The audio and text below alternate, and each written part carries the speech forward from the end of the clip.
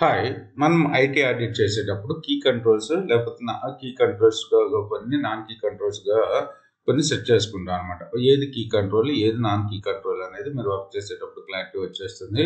So, ఈ key controls, non key controls కూడా 2 కూడా చాలా ఇంపార్టెంట్. కాకపోతే కీ కంట్రోల్ అనేది చాలా అంటే కీ కంట్రోల్ గాని ఏదైనా మిస్టేక్ చేసామనుకోండి, కీ కంట్రోల్స్ సరిగ్గా ఆడిట్ చేసి కీ కంట్రోల్స్‌లో ఏమైనా మిస్టేక్స్ ఉన్నాయనుకోండి, అవి ఆర్గనైజేషన్ మొత్తానికి ఎఫెక్ట్ అవుతది. చాలా ప్రాబ్లమ్ అవుతుందనమాట.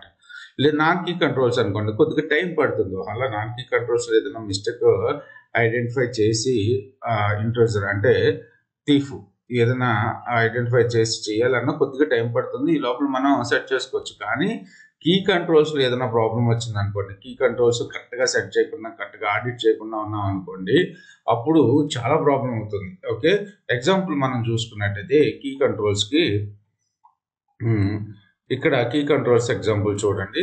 So, data backups, recovery plans, access controls, change management, audit trails, authorisation verification for high risk transaction. అదే నాన్ కీ కంట్రోల్స్‌కి అయితే data encryption, user training, password policies, log monitoring, anomaly reporting. So, ఇవన్నీ కూడా non key controls కింద వస్తాయి.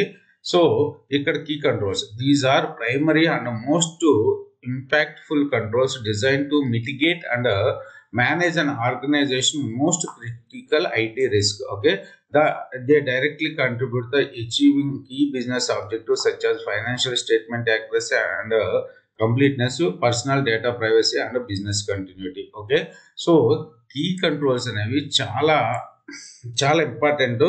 ఇక్కడ మనం వీటిని కానీ కరెక్ట్గా మనం సెట్ చేసి కరెక్ట్గా ఆడిట్ పోయామా చేసామంటే చాలా కంపెనీకి ఎఫెక్ట్ అవుతుంది. ఎగ్జాంపుల్ మనకి ఇక్కడ చూసుకున్నట్టయితే ఇక్కడ చూడండి.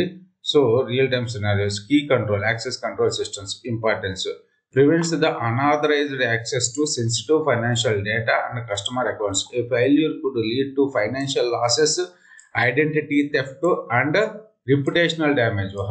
ఇవి కరెక్ట్గా సెట్ చేసుకోకపోతే ఈ ప్రాబ్లమ్స్ ఫైనాన్షియల్ లాసెస్ చాలా పెద్ద ప్రాబ్లం కదా. ఐడెంటిటీ థెఫ్ట్ అండ్ రిప్యుటేషనల్ డ్యామేజ్ కూడా జరుగుతుంది. ఎగ్జాంపుల్ చూసుకున్నట్టయితే మనకి ఒక ఎంప్లాయీ అతని సిస్టమ్ ఆన్ చేసుకుని వర్క్ చేసుకుంటున్నాడు. అతని యొక్క సాఫ్ట్వేర్ ప్రాజెక్ట్లోకి లాగిన్ అయ్యి అతని యొక్క వర్క్ స్టేషన్లోకి లాగిన్ అయ్యి వర్క్ చేసుకుంటున్నాడు.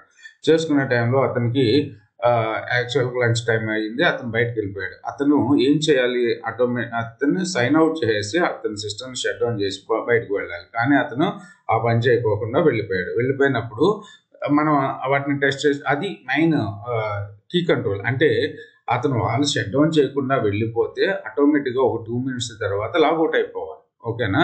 సో లాగౌట్ అవ్వలేదు అనుకోండి, బయట నుంచి వేరే వాళ్ళు ఎవరన్నా ఆ సిస్టంలోకి లాగిన్ అయ్యి ఆ సిస్టంలోకి జాయిన్ అయ్యి ఓపెన్ చేసే ఉంది కదా, ఏదన్నా డ్యామేజ్ చేశారనుకోండి, ఏదన్నా కంటెంట్ లేకపోతే అతను చేసిన ఒక మాడ్యూల్ డిలీట్ చేశారనుకోండి, లేకపోతే ఇంకో సంథింగ్ ఫాల్స్ కోడ్ రాసేసాడు. ఓకే. సో అలాంటప్పుడు ఏమవుతుంది, ఆర్గనైజేషన్ చాలా ఎఫెక్ట్ అవుతుంది అనమాట. సో మరి ఈ కీ కంట్రోల్ ఏంటి, అతను ఆటోమేటిక్గా అతని సిస్టమ్ నుంచి లాగౌట్ అవుతుందా లేదా అనేది ఒక కీ కంట్రోల్ అనమాట. ఓకే. ఆ కీ కంట్రోల్ అతను మాన్యువల్గా మనం ఆడిట్ చేసి టెస్ట్ చేస్తాం. Okay. So non key controls example చూసుకున్నట్టయితే importance supports the overall security posture by setting minimum password complexity requirement while night time. ఇప్పుడు మనం ఒక అకౌంట్కి పాస్వర్డ్ వాళ్ళు సెట్ చేసుకున్నారు, పాస్వర్డ్ సెట్ చేశారు. ఓకే. ఆ పాస్వర్డ్ అనేది చాలా మంది మీరు పాస్వర్డ్స్ పాలసీస్ చూసుకున్నట్టయితే కంపల్సరీగా క్యాపిటల్ లెటర్ ఉండాలి, తర్వాత వచ్చేసి స్మాల్ లెటర్స్ ఉండాలి, తర్వాత నెంబర్స్ ఉండాలి, స్పెషల్ క్యారెక్టర్స్ ఉండాలి. సో లెంత్ వచ్చేసి minimum 9 characters length, 10 characters length ఉండాలి. ఇలాంటి పాస్వర్డ్ పాలసీలు ఉంటాయి. అలా మనం చాలా సింపుల్గా రామ్ @1234 అని పెట్టాం అనుకోండి. సో ఇలా వీళ్ళు చాలా ఈజీ పాస్వర్డ్ పెట్టారా లేదని చెక్ చేస్తారు. అలా ఎవరైనా పాస్వర్డ్ మిస్యూజ్ అయినా 2-way వెరిఫికేషన్ ఉందా లేదా, సో ఫోన్కి కానీ లేకపోతే ఇంకోటి ఏదైనా మెసేజ్ వస్తుంది కదా, సో ఆ వెరిఫికేషన్ ఉందా లేదా, అది వాళ్ళు ఎవరికైనా మన యూజర్ నేమ్ పాస్వర్డ్ తెలిసినా ఏమవుతుంది, వాళ్ళు బ్రూట్ ఫోర్స్ ఏదో ఒకటి చేసి కొద్దిగా టైం, అంటే వెంటనే వాళ్ళు హ్యాక్ చేయలేరు కదా, కొద్దిగా టైం పడుతుంది. సో పాస్వర్డ్ని క్యాల్కులేట్ చేసి లేకపోతే పాస్వర్డ్ని క్యాలిక్యులేట్ చేసుకోవడానికి కానీ, అంటే పాస్వర్డ్ ఏం పెట్టి ఉండొచ్చు అనేది చెక్ చేసుకోవడానికి కానీ టైం పడుతుంది. సో ఇక్కడ మనకి నాన్ కీ కంట్రోల్ ఏంటి, నాన్ కీ కంట్రోల్ ఏంటి అసలు? సో అతను యూజర్ పాలసీ అంటే పాస్వర్డ్ పాలసీని కరెక్ట్గా ఫాలో అవుతున్నాడా లేదా అనేది ఒక కంట్రోల్ అనుకుంటే, ఇది నాన్ కీ కంట్రోల్. దీనివల్ల ఇంపాక్ట్ జరుగుతుంది కానీ కొద్దిగా టైం పడుతుంది, ఈ లోపల మనం సెట్ చేసుకోవచ్చు. సో ఇవి key controls and non key control. Key control firewalls. Okay, so ఇవన్నీ చదవండి ఒకసారి. Thanks for watching this video. So ఇక్కడ చూడండి differences between key controls and non key. Feature key control, non key control. Importance highly crucial, important but less crucial. Impact directly mitigate risk. So enhance the effectiveness of the key control. Consequence failure, severe business losses, negatives but generally less service.